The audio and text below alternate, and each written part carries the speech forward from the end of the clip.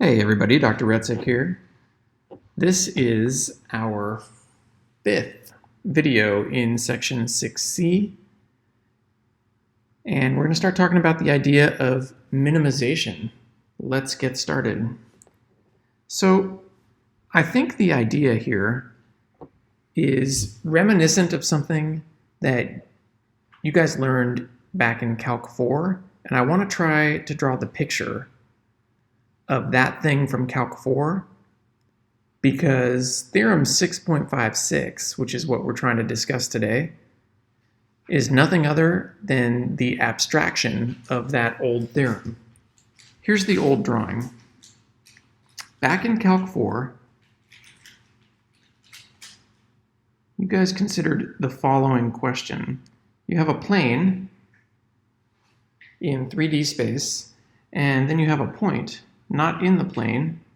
Call it ABC if you like. Now, you know the nature of the plane, which means you know two things about it. You know some point in the plane, and you know a normal vector for the plane.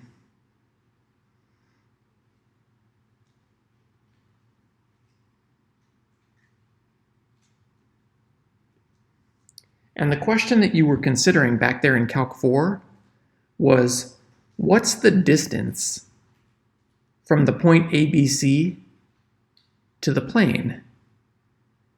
And at first, it almost feels as though the question is poorly formulated. You feel like, well, distance from ABC to what point in the plane? What do they mean by the distance from ABC to the plane P? But I just tried this with Finn, my son, and I held a pretzel above the kitchen counter, and I said, Finn, point to the spot on the kitchen counter closest to this pretzel. And he looked up, kind of annoyed because I interrupted him. He was reading a book. And he looked at it and he said, right here, and he kind of gave me that dad eye roll kind of thing, like, and he pointed right to the spot under the pretzel, like, quote, straight down. So when they ask what's the distance from the point ABC to the plane is the counter in the kitchen, and the point ABC is the pretzel up above the counter. So they must mean this. When they say what's the distance from ABC to the plane, they got to mean this. They must mean that straight down distance. Straight down, like right angle. Straight down. They don't mean all the way over here to this orange point in the corner. They don't mean all the way over here to this green point up in this corner. They mean straight down. That's the distance from ABC to the plane. And the way you found it back in Calc 4 was to go like this. You said, all right, here's what I'm going to do. Let's go from ABC to the known point in the plane and make a vector. Now that vector, you can project onto the blue normal vector. And that gives you this green vector.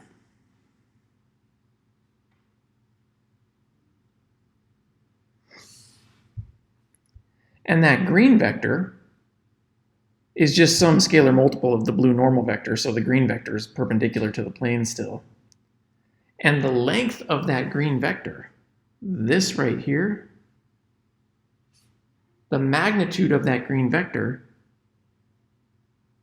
is the distance you seek. So if this was the distance visually that you were going for, call it little d, that distance is nothing other than, if this vector is called w, say, then little d is nothing other than the magnitude of w. That's the distance. That's the shortest way to get from ABC to the plane. So this is an old Calc 4 drawing, but it's really going to light our way in abstraction here in 6C. So let's transition into a more abstract 6C line of thought. In 6C, this is the situation. You have an inner product space V, and let's say sitting inside there, you have a subspace. Call it U. And then sitting outside the subspace, you just have some random vector V. And the question is, well, how far is it from V to that red subspace?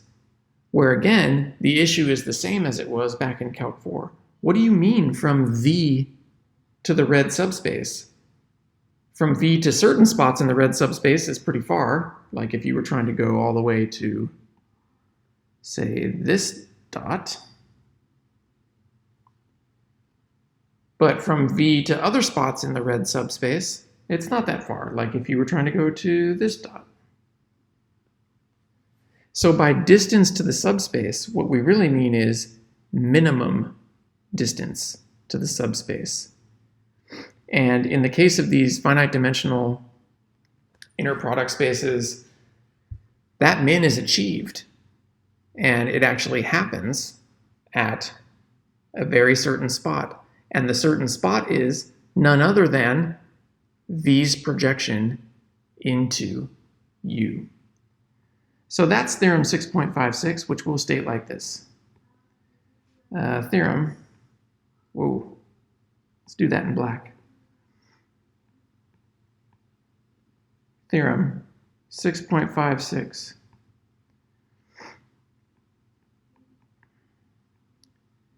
Given little v and big V and little u in the subspace U,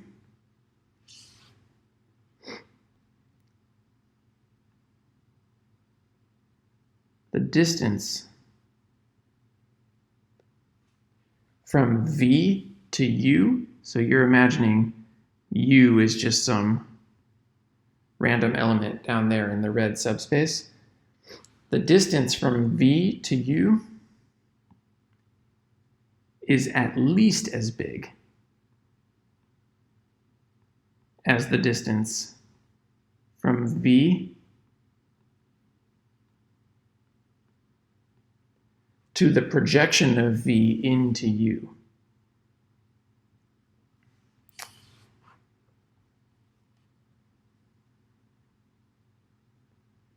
So that's the statement. If you're measuring the distance from V to some random vector in your subspace, that's at least as far as it is from V, quote, straight down to V's projection into the subspace. The proof is straightforward and is again inspired by that Calc 4 drawing. So let's see if we can prove this thing. Proof.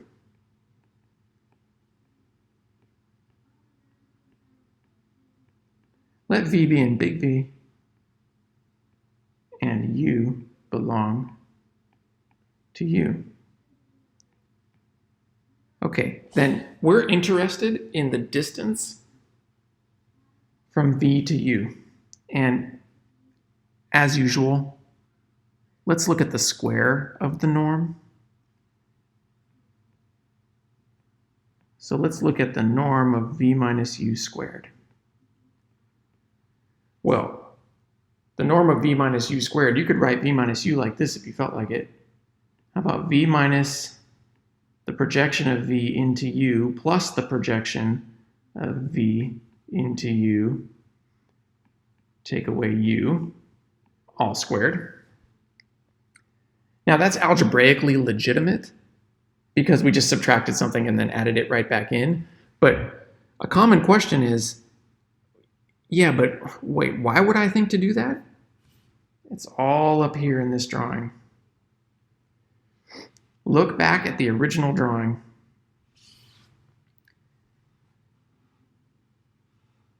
We're trying to think of the distance from a point not in the subspace to some random point in the subspace, like say to here. If you want to know the distance from ABC to that black dot, then you're interested in the norm of this vector right here. But by Pythagorean theorem, the square of the norm of that vector is equal to the square of the norm of this vector plus the square of the norm of that vector. Because this, drawn in perspective, is just a right triangle. Now this vector down here, this is nothing other than the projection minus the random, that's this one,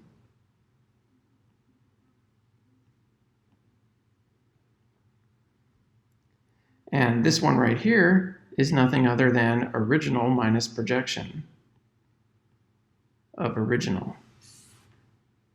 So those pictures that are working sort of in our three-dimensional visualization process are enticing us to start our proof this way. So let's think of these things as grouped like this and like this. Those two vectors are perpendicular to one another. The reason is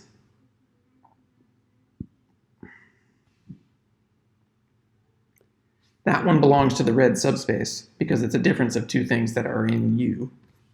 And this one belongs to U perp, and that's theorem 6.55 part F, I think. That is orthogonal to U, which means Pythagorean theorem's in play. So this literally equals the norm squared of V minus projection V plus the norm squared of projection minus U. And since norms are greater than or equal to 0, this is for sure bigger than or equal to just V minus projection into U, norm squared. This piece is bigger than or equal to 0. So that's it. We just proved it.